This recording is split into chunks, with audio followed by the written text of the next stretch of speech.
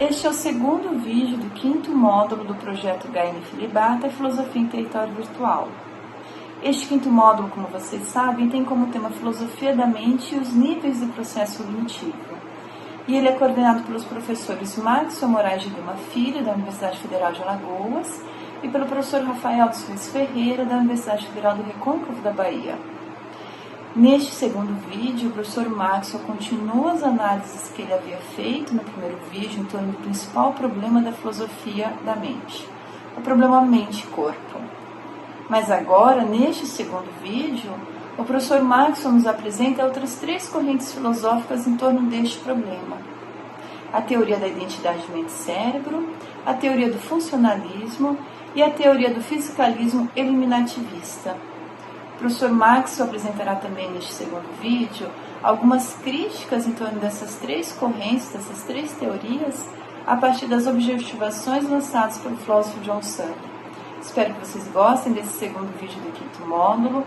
Não deixem de se inscrever no nosso canal no YouTube, de seguir nossas mídias sociais, nosso Instagram, nosso Facebook. E com a palavra o professor Maxwell.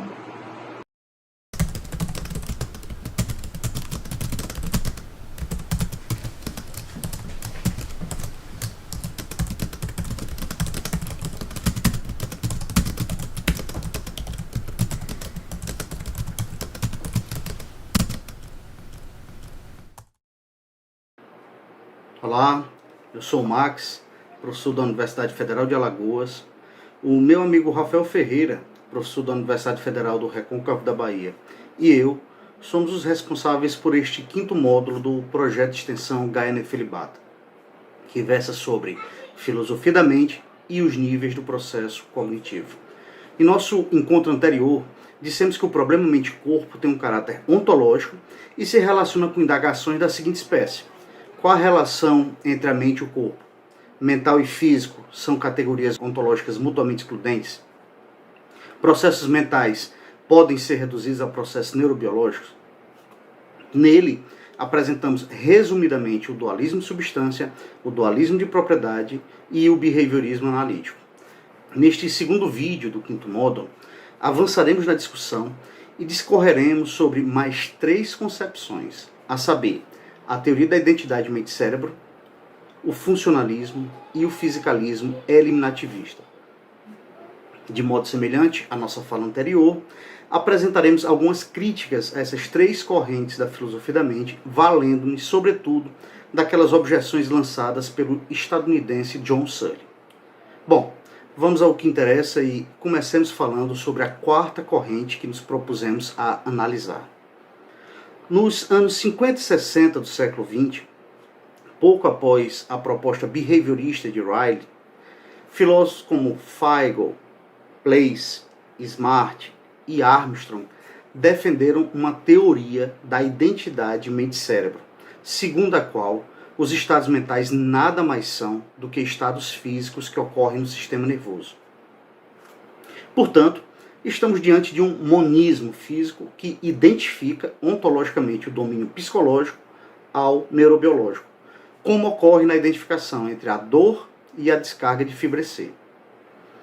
Em artigo publicado originalmente em 1956, Place defende a hipótese científica de que a consciência é um processo cerebral sem se comprometer com a suposição adicional de que a linguagem neurobiológica sirva para descrever os sonhos, as fantasias e as sensações. É justamente porque a assunção da identidade mente-cérebro é análoga àquela das ciências naturais, que se reflete, por sua vez, na ausência de equivalência semântica entre as descrições dos fenômenos físicos e mentais, que não seria irracional se Royce afirmasse que sente dor e que suas fibras C não disparam. Haja vista que o enunciado Royce está com dor não é sinônimo de as fibras C de Royce estão disparando. Do mesmo modo que não seria um absurdo declarar que a água de um copo não é composta por H2O. Como Searle defende que os fenômenos mentais são causados e realizados no sistema nervoso, ele não veria problema algum em localizá-los espaço-temporalmente nos processos cerebrais subjacentes, desde que levemos em conta que uns e outros são ontologicamente distintos, ou seja, que aqueles fenômenos possuem características intrínsecas que os tornam irredutíveis a padrões sinápticos. Estes padrões sinápticos, descritíveis a partir do vocabulário neurocientífico de terceira pessoa. Dito isso, vemos o porquê de Searle criticar a identificação ontológica do fisicalismo redutivo. Vamos a uma citação de Searle para ilustrar esse ponto. Cito Searle. Assim, quando o teórico da identidade nos diz que os estados mentais são somente estados cerebrais, há um modo de compreender essa tese que é perfeitamente compatível com nossa pressuposição de senso comum sobre o caráter intrínseco e irredutível da consciência e de outras formas de intencionalidade. Mas, em geral, não é isso que os teóricos da identidade querem dizer. Um exame cuidadoso dos textos revela que, em geral, os teóricos da identidade acabam por negar a existência das características intrinsecamente mentais do mundo. Fim de citação. Outra objeção é feita à contundente asserção de que os estados mentais compartilhados por duas pessoas implicam que eles são necessariamente determinados por processos neurofisiológicos de tipo idêntico. Assim sendo, os mesmos estados físicos devem ocorrer nos cérebros de Jacó e de Luís para que eles compartilhem a crença de que Januário é o maior dos sanfoneiros.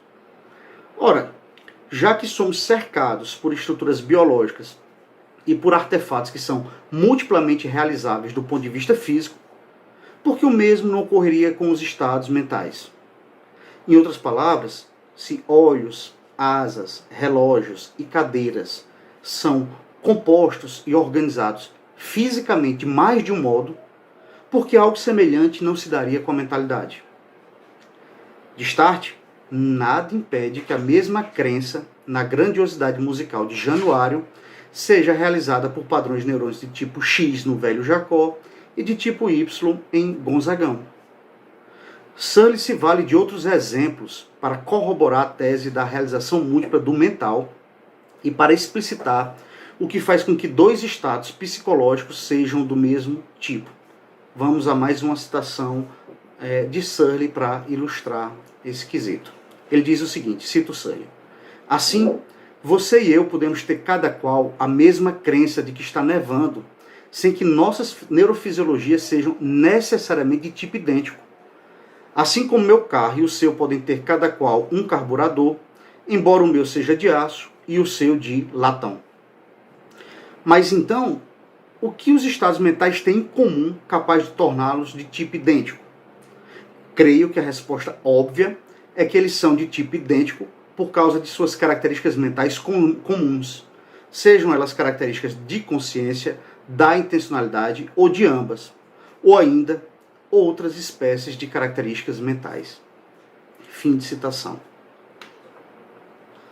Aliás, foi motivado por esse tipo de crítica ao fisicalismo redutivo que surgiu nos anos 60 a teoria funcionalista, que talvez ainda hoje seja a concepção de maior prestígio acadêmico. De acordo com uma de suas vertentes, os fenômenos mentais podem ser produzidos artificialmente pelos chips de silício de um computador, o que demonstraria a inexistência de um vínculo necessário entre cérebros complexos e estados mentais. Como não seriam essencialmente biológicos, o aspecto relevante residiria no papel funcional envolvido nas relações entre os próprios estados mentais, bem como destes com as informações provenientes do ambiente e que direcionariam o comportamento. Essa centralidade do papel funcional está por trás do pressuposto metodológico do teste de Turing, de que se uma máquina manifesta um comportamento linguístico tão complexo quanto o do ser humano, é porque nos seria similar em inteligência e mentalidade. Com o fito de atacar esse pressuposto behaviorista do funcionalismo e para asseverar que toda e qualquer máquina de Turing é incapaz de compreender os símbolos que manipula, Searle propôs o experimento de pensamento do quarto chinês. Em linhas gerais, podemos expor o famoso experimento mental do seguinte modo. Confinado em um quarto, Searle passa a receber folhas escritas em chinês, língua da qual ele não compreende, não conhece um só ideograma e que é incapaz de falar quaisquer palavras. Também o fornece um manual com regras escritas em inglês que lhe permite relacionar pelo formato os símbolos recebidos com outras folhas redigidas em chinês que ele passa por debaixo da porta. Esse processo ocorre repetidamente. Recebimento do texto em chinês, consulta ao manual e devolução do símbolo correspondente. E sem que o filósofo se aperceba disso, o falante de chinês, está do lado de fora do quarto, o falante de chinês julga que está entabulando uma conversação, porque dele recebeu respostas satisfatórias sobre o seu nome, a sua origem e a sua profissão, por exemplo. O ponto nevrálgico da argumentação é que a manipulação simbólica não é suficiente para a compreensão semântica e que o máximo alcançável por um programa de computador é a simulação, mas não a duplicação, de estados mentais. Eis como Searle posteriormente resume o seu argumento. 1. Programas são totalmente sintáticos. 2. As mentes têm uma capacidade semântica. 3.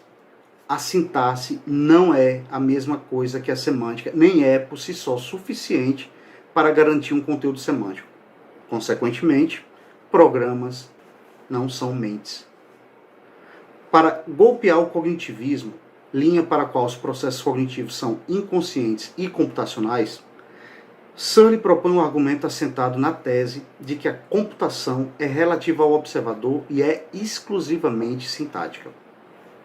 Consoante Morrow, podemos resumi-lo nessas 4 asserções. 1. Por definição, computação consiste em uma manipulação formal de símbolos. 2. No entanto, como nem a sintaxe nem os símbolos são definidos em termos físicos, não podemos considerá-los intrínsecos à física. 3. Como o significado da sintaxe e dos símbolos só podem ser atribuídos perante um observador, segue-se que o mesmo deva se dar com a computação. 4. Consequentemente, a possibilidade de realizarmos uma interpretação computacional do cérebro não nos autoriza a conjecturar que esse órgão seja intrinsecamente um computador. A distinção capital que permeia esse argumento é aquela entre as características que independem e as que dependem do observador, como são, respectivamente, a massa da molécula de água e a função cronométrica do relógio. Com isso, Searle faz uma discriminação entre estados mentais humanos e aqueles atribuídos ao computador. O estado de consciência de Searle é intrinsecamente intencional, porque existe independentemente do que pensemos a seu respeito, diversamente dos estados mentais que outorgamos à máquina e que possuem uma intencionalidade relativa ao observador. Então, vamos dar um exemplo, né? Se pegarmos o 2001, um Odisseia no Espaço, né? O medo expresso por HAL 9000, quando David Bowman estava desativando seus processos superiores, não passaria de uma fobia metafórica. Para Searle, não há qualquer arbitrariedade no critério que se funda na intencionalidade intrínseca para diferenciar a mentalidade da decisão de Bowman do pavor figurado de HAL 9000.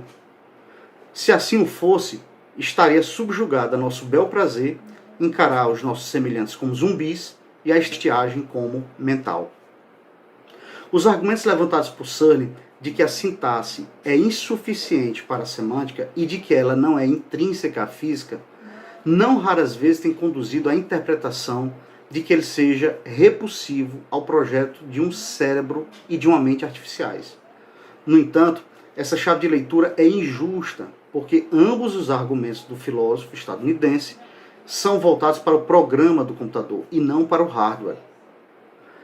Justamente por se apoiar nas ciências da natureza, Searle não nega que uma função possa ser multiplamente realizada, como é o caso do voo executável biológica, nos insetos, aves e morcegos, ou tecnologicamente, nos balões, aviões, helicópteros e foguetes.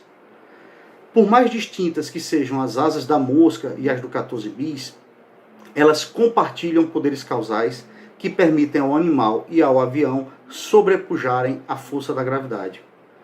Ora, se a consciência é uma característica sistêmica do cérebro e desejamos produzi-la artificialmente, basta que dupliquemos os poderes causais desse órgão. Nas palavras de Searle, vamos então a uma citação. Cito Searle. Quando digo que o cérebro é um órgão biológico e a consciência um processo biológico, é claro que não estou dizendo ou sugerindo que seria impossível produzir um cérebro artificial a partir de materiais não biológicos que também pudessem ser causa da consciência e sustentá-la. O ponto que deve ser enfatizado é que tal cérebro artificial teria de reproduzir as verdadeiras causas dos cérebros humanos e animais para produzir estados de consciência internos, qualitativos e subjetivos. A produção de comportamentos similares por si só não seria suficiente. Fim de citação. Dessa maneira, o autor da Redescoberta da Mente aceita uma versão bem mais branda da tese da realização múltipla em comparação com a que é acatada pelos funcionalistas, pois nem todo material seria capaz de efetuar a função em questão.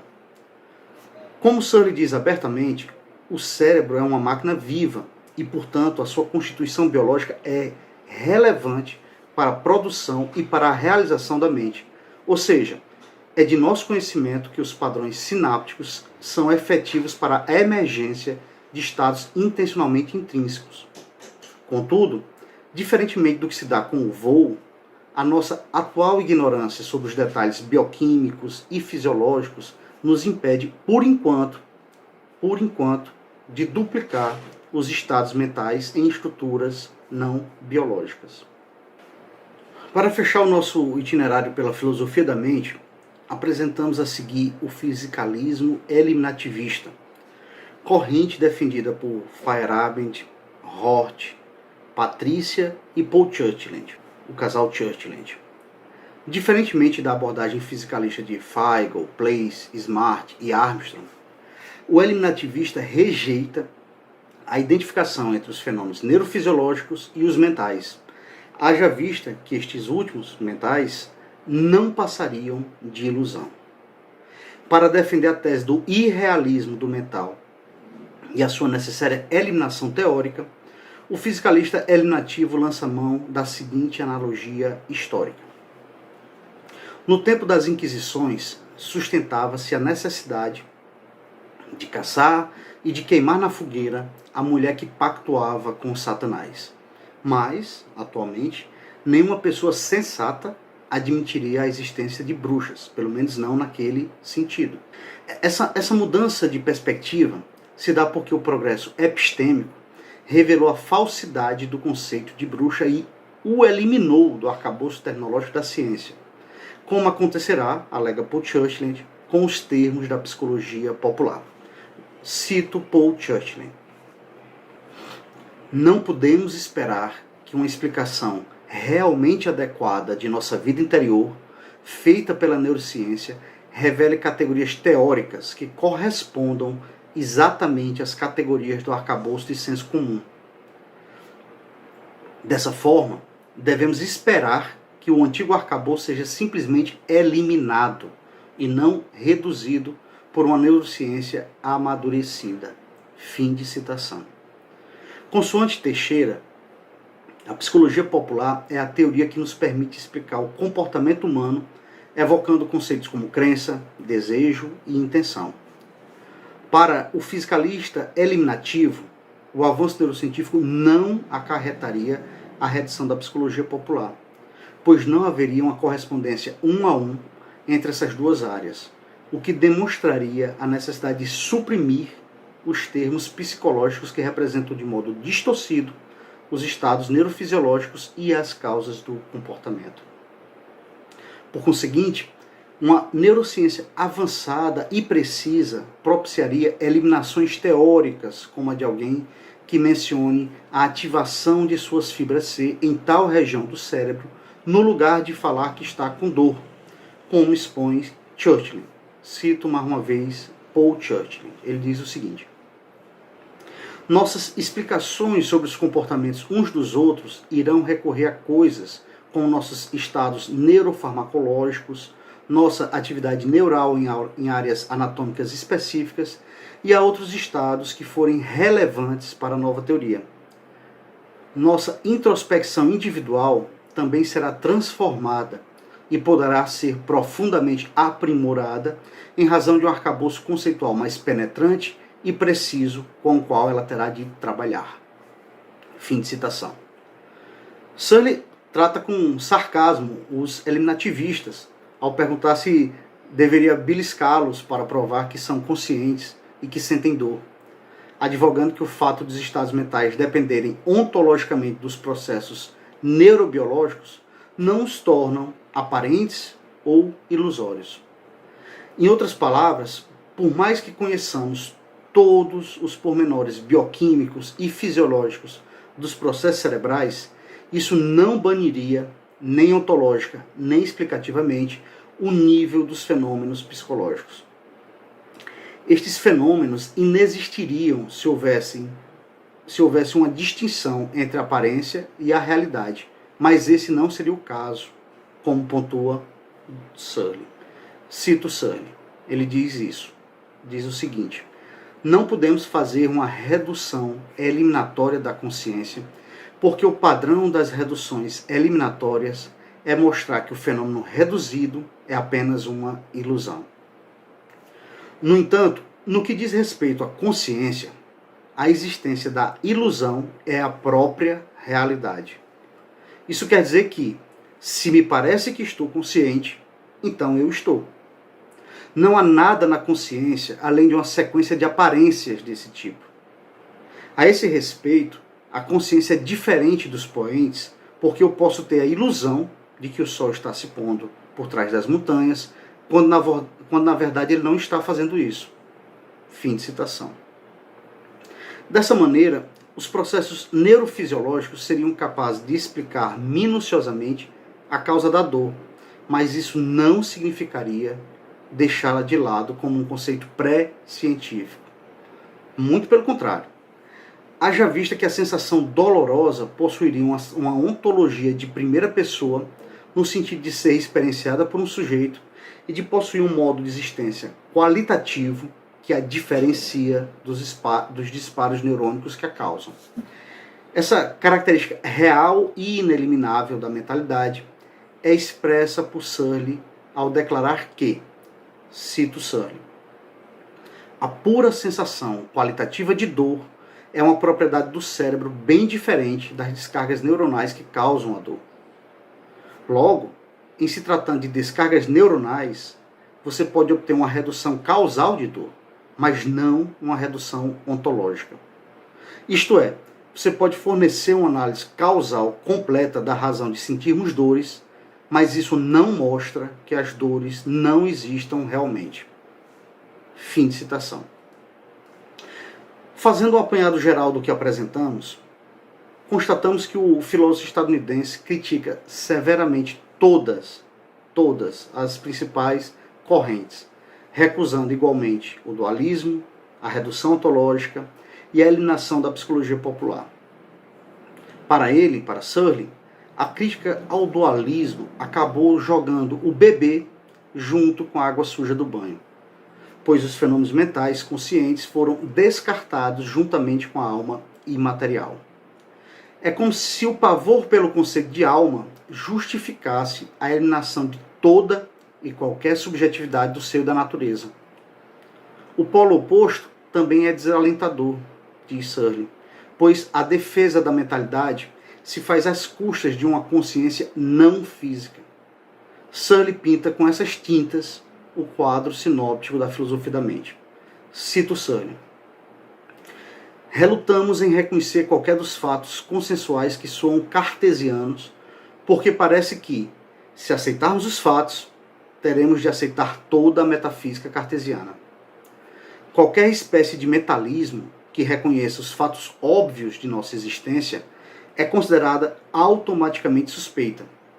De um modo talvez mais exasperante ainda, eles são auxiliados nesse erro por aqueles filósofos que, de bom grado, reconhece a existência da consciência e, assim fazendo, supõe estar afirmando a existência de algo não físico.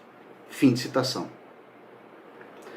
Ao recusar ambas as posições, Searle pretende articular uma concepção que não apenas leve em consideração a subjetividade do mental, mas que a fundamente nas ciências naturais, deixando de lado quaisquer aparatos cartesianos. Haja vista que o mental seria físico. Vamos então a mais uma citação de John Searle. Ele diz o seguinte, cito: "O fato de uma característica ser mental não implica que não seja física. O fato de uma característica ser física não implica que não seja mental." Revisitando Descartes, poderíamos dizer não somente penso, logo existo, e sou um ser pensante, mas também sou um ser pensante, portanto, sou um ser físico. Minhas próprias concepções não se encaixam em nenhum dos rótulos tradicionais. Mas, para muitos filósofos, a ideia de que alguém possa defender um ponto de vista que não se encaixe nessas categorias parece incompreensível. Pior ainda, talvez, há diversos substantivos e verbos que parecem ter significados claros, como se realmente apresentassem objetos e atividades bem definidos. Mente, ego e introspecção são exemplos óbvios. Fim de citação. A concepção positiva de Searle, por ele denominada de naturalismo biológico, surgiu pela primeira vez quando ele rebateu as críticas feitas ao artigo Mente, Cérebros e Programas. Então, ela surgiu pela primeira vez no artigo Intencionalidade Intrínseca. Nessa ocasião, ele comparou os estados mentais às propriedades de um pneu. Na ocasião, seu principal alvo era atacar o funcionalismo computacional ao apontar as limitações intrínsecas ao programa de computador, ao mesmo tempo em que destacava a relevância do estofo biológico para a mentalidade. No entanto, também vislumbramos nesse texto o seu repúdio ao irrealismo do mental, propugnado pelos fisicalistas redutivos e eliminativos, e ao caráter não físico, resguardado pelos dualistas de substância e de propriedade.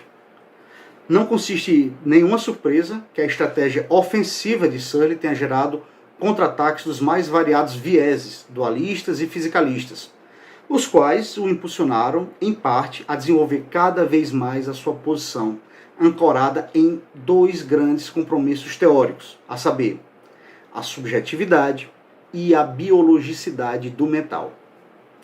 Os fenômenos mentais ontologicamente subjetivos são biológicos, tanto na acepção evolutiva quanto na funcional. De acordo com esta última, na acepção funcional, os processos neurofisiológicos causam e sustentam a mentalidade, a qual surgiu historicamente devido aos processos evolutivos que atuaram sobre linhagens animais no decorrer das eras geológicas. Abordaremos o naturalismo biológico de John Searle no 6º módulo do projeto de extensão Gaia Nefelibata. Com o intuito de complementarmos a nossa discussão de filosofia da mente, teremos a honra de recebermos Tariq Prata, grande especialista na área e que leciona na Universidade Federal de Pernambuco, em nosso podcast. Resumindo o nosso percurso até aqui, expusemos que o problema mente-corpo possui um caráter ontológico e está relacionado com indagações dos seguintes tipos. Qual a relação entre a mente e o corpo? Mental e físico são categorias ontológicas mutuamente excludentes? Processos mentais podem ser reduzidos a processos neurobiológicos? Com o propósito de mostrar algumas possíveis respostas, expusemos brevemente, muito brevemente, as linhas gerais do dualismo de substância, do dualismo de propriedade, do behaviorismo analítico, da teoria da identidade mente-cérebro, do funcionalismo e do fisicalismo eliminativista. E você? O que você achou? Você se identificou com alguma dessas propostas? Discorda de alguma crítica que apresentamos? Enfim, fique à vontade para expressar sua opinião nos comentários a este vídeo. Para quem quiser se aprofundar, listamos a seguir algumas fontes bibliográficas que podem ser úteis a você né, no seu estudo. Desde já, nós desejamos uma excelente leitura, tem muita coisa bacana para se ler.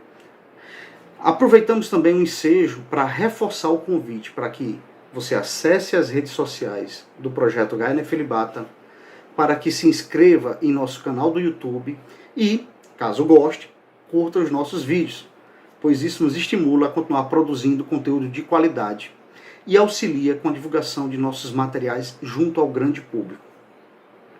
Na sequência deste módulo, sobre filosofia da mente e os níveis do processo cognitivo, o meu amigo Rafael Ferreira, professor da Universidade Federal do Recôncavo da Bahia, apresentará a abordagem teórica de Jean Piaget para o problema mente-corpo. Abraços fortes e até breve. Tchau!